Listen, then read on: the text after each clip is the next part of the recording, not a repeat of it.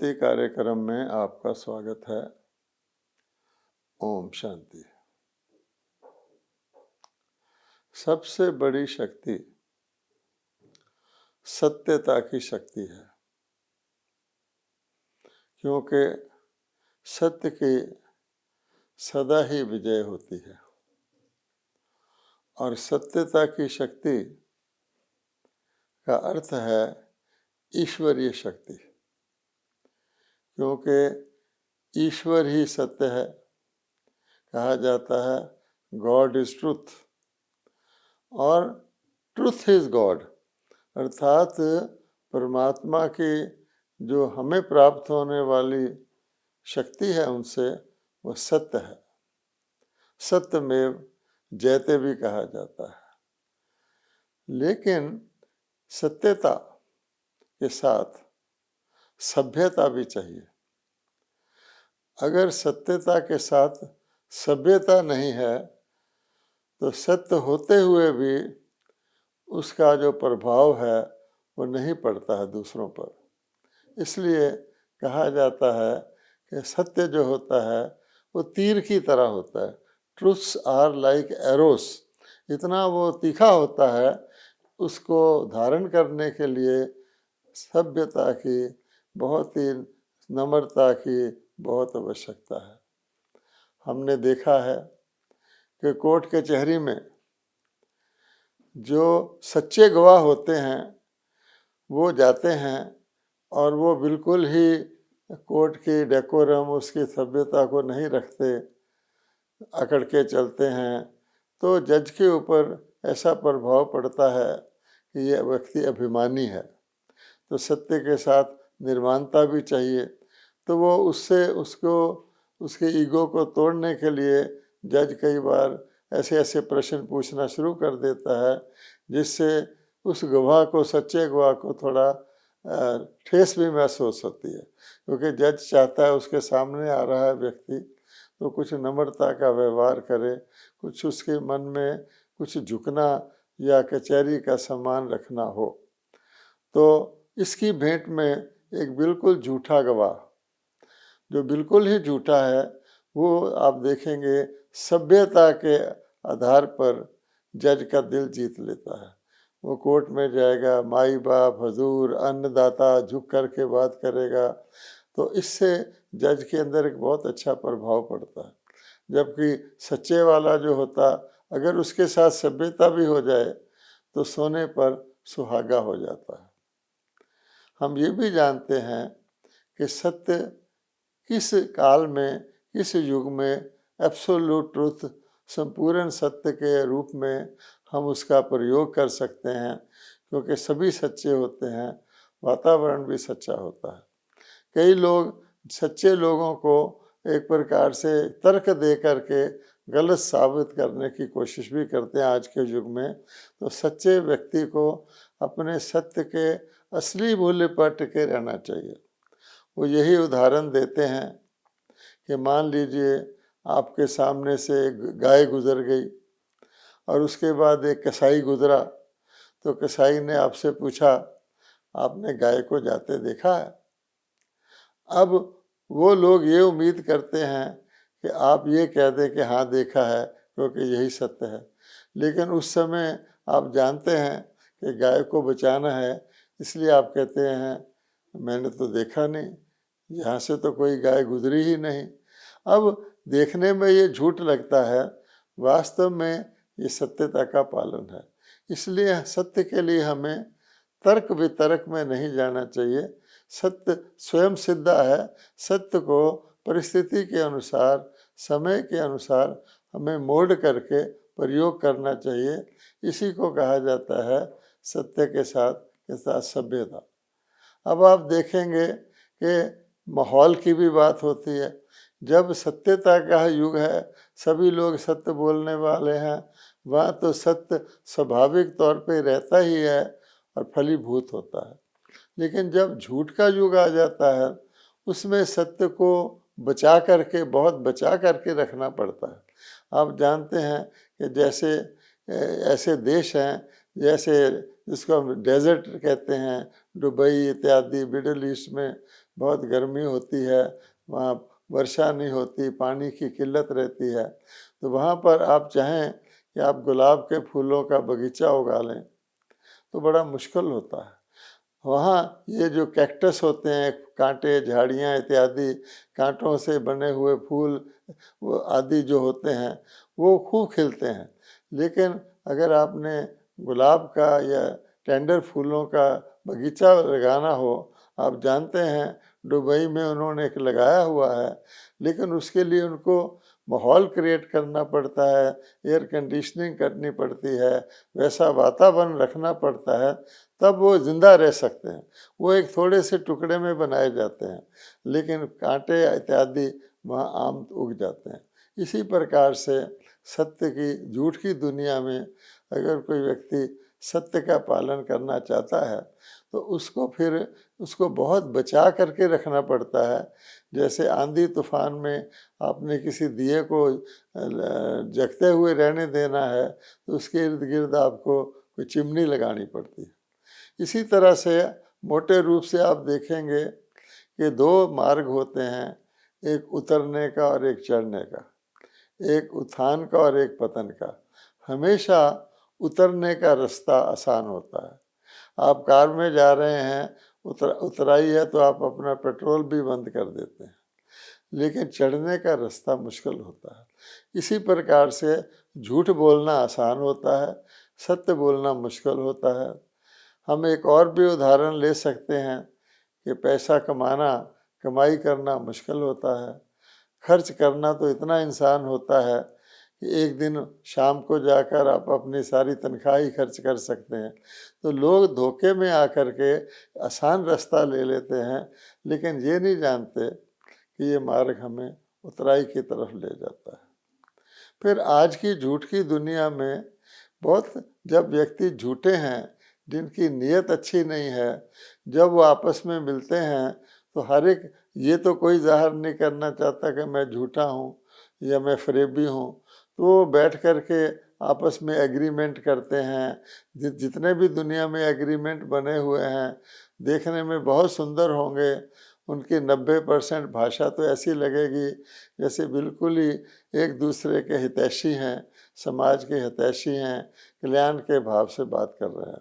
लेकिन उसकी क्योंकि उनकी नीयत ठीक नहीं है तो उसके अंदर वो ऐसी गुप्त मिलावट कर देते हैं कि सारे का सारा एग्रीमेंट जब परिस्थिति आती है तो वो नाकाम हो जाता है, नकारा हो जाता है, और उनकी जो असली नीयत है, जो भेदभाव की है, जो डिफरेंस की है, जो दूरी की है, वो ज़ाहिर हो जाती है। इसका एक ज्वलंत उदाहरण है यूनाइटेड नेशंस का सिक्योरिटी काउंसिल। आप जानते हैं कि जब परमाणु शस्त्र आज तक एक ही परमाणु शस्त्र चले हैं, वो जापान में चले थे, बहुत छोटे परमाणु शस्त्र चले थे, उनका भी बहुत ज़्यादा विनाशकारी प्रभाव हुआ था। आज तक भी उनका प्रभाव है हर प्रकार से। उस समय सब देशों ने सोचा ये तो भयंकर हैं, ये तो विनाश ला देंगे, तो उन्होंने पहले लीग ऑफ नेशंस बनाया, उसके बाद यूनाइटेड नेशंस बनाया। आज सारी दुनिया जब भी कभी अशांति फैलती है, जब कोई खतरा होता है तो यूनाइटेड नेशन में जाती है, और वहाँ पर उनका एक सिक्योरिटी काउंसिल बना हुआ है जिसमें कुछ देश हैं, बड़े बड़े देश हैं, वो मिल कर के अशांति की स्थिति को ख़त्म करते हैं। अब देखने में तो बहुत अच्छा है। इसका अर्थ तो ये होना चाहिए कि यूनाइटेड नेशन के द्वारा दुनिया में शांति रहे, लड़ाई झगड़ा होना, युद्ध ना हो, और ख़तरनाक युद्ध जो विनाशकारी हैं वो तो बिल्कुल ना हो। लेकिन जैसे हमने लीग ऑफ नेशंस का हशर देखा, यूनाइटेड नेशंस के होते हुए कोई किसी प्रकार का कोई युद्ध रुका नहीं है, लोग युद्ध करते रहते हैं। अब इसका कारण क्या है कि यूनाइटेड नेशन में जो देश एक्चुअली हिंसा और युद्ध में लगा होता है, बाकी सारे कहेंगे शांति हो शांति हो, ये नहीं होना चाहिए, परंतु वो देश उस बात को सुनेगा नहीं। और हैरानी की बात यह है कि इन सभी देशों को वीटो पावर होता है, अर्थात मिलकर के अगर कोई फैसला भी करते हैं तो कोई भी देश उस फैसले को समाप्त कर सकता है। तो फ़ायदा ही क्या हुआ। जिस देश ने झगड़ा करना है वो वीटो पावर एक्सरसाइज कर लेता है।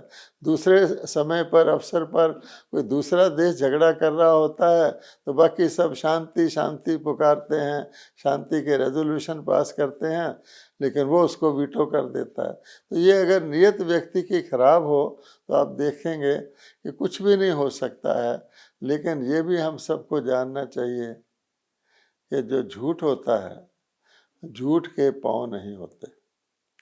यानी झूठ आखिरकार तो झूठ ही है, और एक झूठ को साबित करने के लिए कोई व्यक्ति, सब जानते हैं कि 99 झूठ और बोलने पड़ते हैं ताकि वो झूठ जो बोला गया है उसको सच सिद्ध किया जा सके।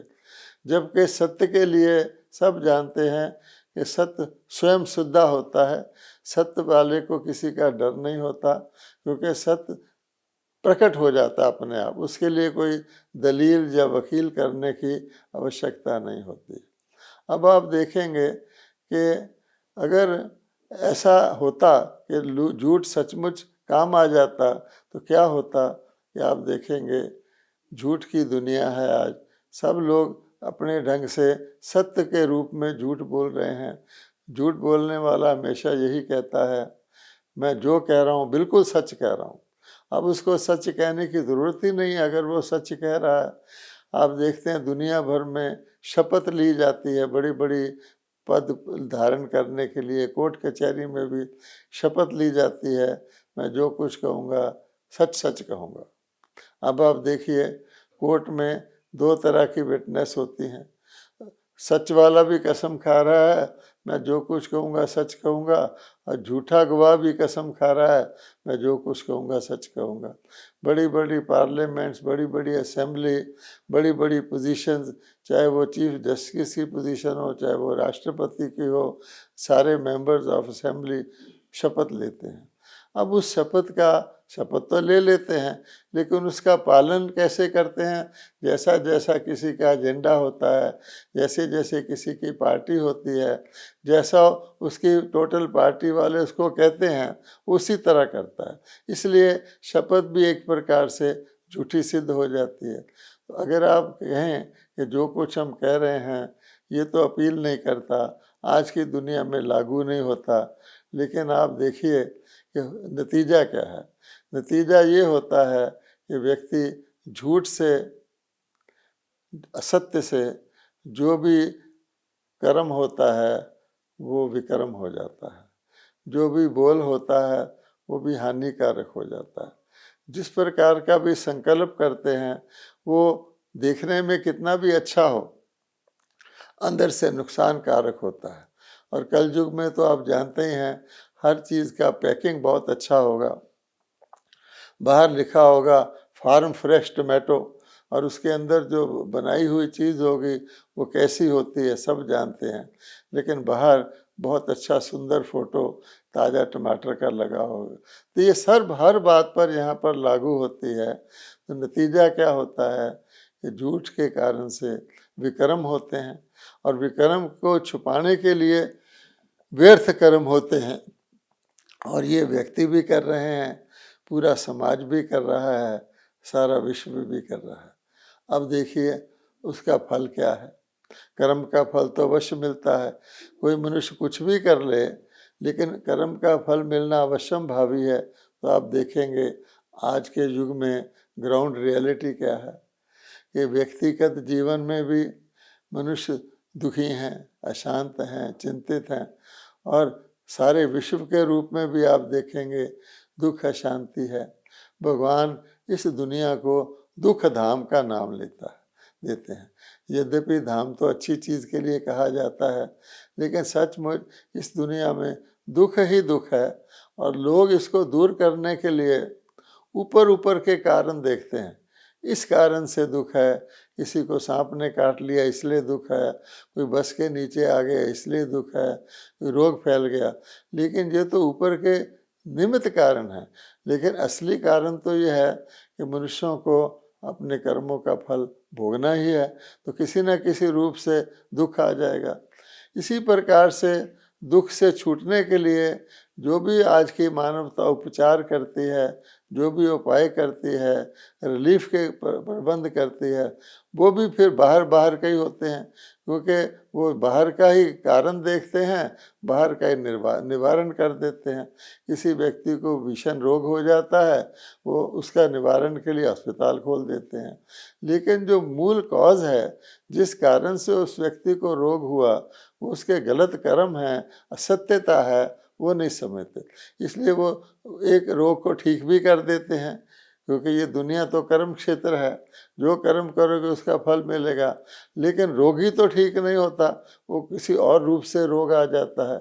इसलिए सच्चाई से हम जीवन व्यतीत करें तो हमारे कर्म ही श्रेष्ठ होंगे, हमें रोग शोक आएगा ही नहीं।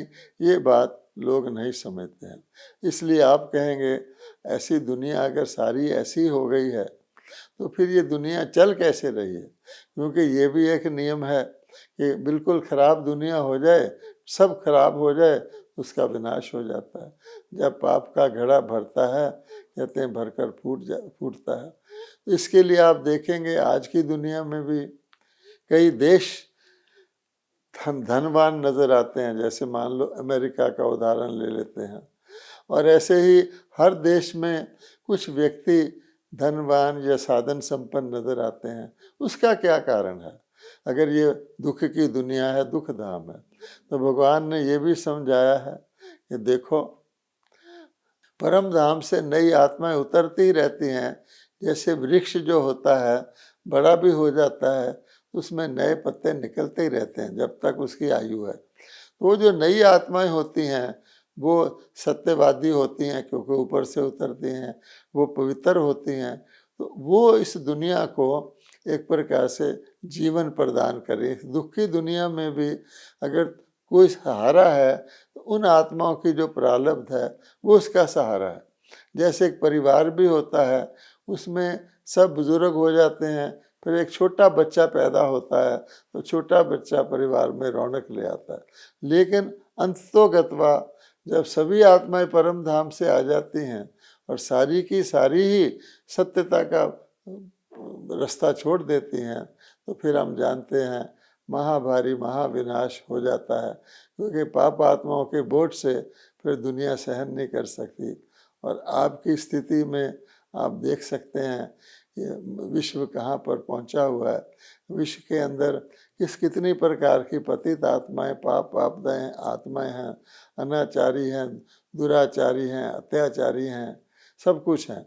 इसलिए फिर कहते हैं एक तरफ तो हम देख रहे हैं इसका विनाश होने वाला है, और भगवान कहते हैं इसमें भी कल्याण है, क्योंकि अगर ये दुनिया और चलेगी तो दुखी लोग और दुखी हो जाएंगे, गरीब लोग और गरीब हो जाएंगे, और जिनके पास ज़रूरत से ज़्यादा धन है वो और अमीर हो जाएंगे।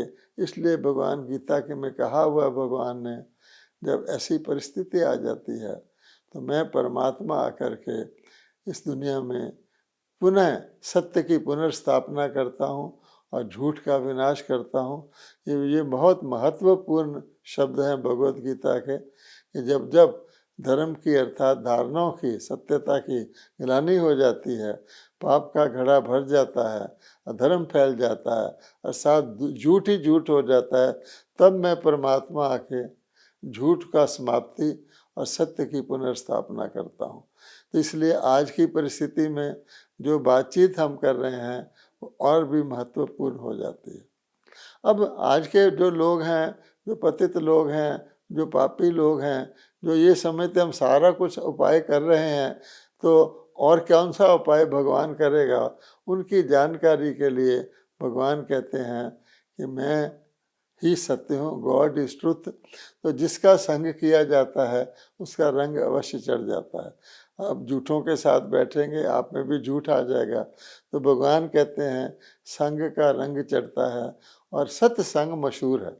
आज कलयुग में अन्य कलयुगी सत्संगों को सत्संग कह दिया गया, पर भगवान कहते हैं मैं सत्य परमात्मा जब अवतरित होता हूँ अपने अपनी आत्माओं को कहता हूँ मुझे याद करो। मेरे को याद करने से ही, याद की यात्रा से ही आत्मा की सही सत्य का संग होता है, और उससे आत्मा के अंदर से वो जो झूठ है वो निकलता है। गीता में कहा हुआ है कि इससे पाप दगध होते हैं। अब कलयुग में क्या है कि मनुष्यों ने सब कुछ नकली बना लिया है। यहाँ के सत्संग भी बहुत हैं, यहाँ धर्म भी बहुत हैं, शास्त्र भी बहुत हैं, और ये बढ़ते जा रहे हैं। तो वो समझते हैं हमारे पास तो बहुत सारे धर्म हैं, जिसको जो धर्म चाहिए फॉलो कर ले। ये क्यों बढ़ते जा रहे हैं? क्योंकि इनकी आवश्यकता है, पर इनसे प्राप्ति क्यों नहीं होती? क्योंकि ये रियल नहीं है। सतयुग में ये थे ही नहीं, क्योंकि वहाँ धर्म नहीं थे, लेकिन जीवन ही धर्म का था। वहाँ सच्चे थे तो सत्संग की भी आवश्यकता नहीं थी। इसलिए भगवान कहते हैं यहाँ मनुष्यों ने सब कुछ बनाया हुआ है, लेकिन धर्म भी बहुत हैं, लेकिन धर्मों की मान्यताएं भी मनुष्यों की बनाई हुई हैं। आत्मा ही परमात्मा है। अब देखिए कि ये क्या हो सकता है? परमात्मा सब जगह है। अच्छा, आत्मा को पाप कुछ भी करो, कुछ पाप पुण्य नहीं लगता, आत्मा निर्लेप है, तो मनुष्य पाप भी करते रहते हैं। इसलिए यहाँ शास्त्र भी हैं, धर्म भी है, दान पुण्य भी है, योग है, यात्राएं हैं, लेकिन भगवान ने गीता में क्या कहा हुआ है? इन सब से मेरी प्राप्ति नहीं होती। ये नाम के हैं, लेकिन ये काम के नहीं, इनसे धारणा नहीं होती। आप देखेंगे गीता भी है, लेकिन गीता के साथ साथ अन्य शास्त्र भी हैं। अगर हम कहते हैं गीता भगवानोवाच है, अन्य शास्त्रों की आवश्यकता नहीं होनी चाहिए, लेकिन वो गीता भी मनुष्यों की रची हुई है। तो आप देखेंगे भगवान ने कहा मैं सतगुरु हूँ, मैं तुमको गति करूँगा। यहाँ गुरु भी बहुत सारे बने हुए हैं। इसलिए भगवान कहते हैं कि सत्य की पुनर्स्थापना मैं ही करता हूँ, क्योंकि वो बीज रूप हैं। बीज में सारा सार होता है, वृक्ष में विस्तार होता है, सार गुम हो जाता है। अब भगवान कहते हैं मैं आकर के मनुष्य आत्मा को सत्य के पालन के लिए जो ज्ञान आवश्यक है कि आत्माओं का परम धाम कहाँ है, कहाँ से आत्माएं आती हैं, फिर वो सतयुग में सुख धाम कैसे आती हैं, फिर वो शांति धाम जिसको कहा जाता है परलोक में वापस कैसे जाती हैं, ये दुनिया दुख धाम कैसे बनती है। तो भगवान आके इन बातों का यथार्थ ज्ञान देते हैं। फिर वो कारण भी बताते हैं दुख का, कि तुम आत्माओं में 5 विकार काम क्रोध 2 मोह अहंकार आ गए हैं, और यही अपवित्रता है, यही हिंसा का और अपराध का कारण है। इसलिए भगवान कहते हैं इनसे मुक्त होना और आत्मा के अंदर फिर से सत्यता, पवित्रता और दिव्य शक्तियों को धारण करना। आज शक्तियाँ भी जो हैं हिंसक हैं। क्रोध को शक्ति माना जाता है, अहंकार को शक्ति माना जाता है, पैसे को शक्ति माना जाता है। तो भगवान आकर के कहते हैं कि यहाँ हर चीज़ नाम पे हाजिर है, लेकिन शक्ति भी है यहाँ, लेकिन परमाणु शस्त्रों को हम शक्ति गिनते हैं, पैसे को हम शक्ति गिनते हैं, लेकिन नकली है। और भगवान जो सतयुग स्थापित करते हैं उनमें इन चीज़ों की आवश्यकता ही नहीं रहती, और वर्तमान समय वो स्थापना हो रही है। बहुत आवश्यक है आत्माओं के लिए इस बात को जानना और सत्यता को धारण करना, क्योंकि आने वाला समय बहुत नाजुक है, और उसमें सेफ्टी यही है कि आत्मा ही बचती है। हम आत्मा को सतो प्रधान बना लें, शरीर तो वैसे भी हमको छोड़ना ही है। ओम शांति।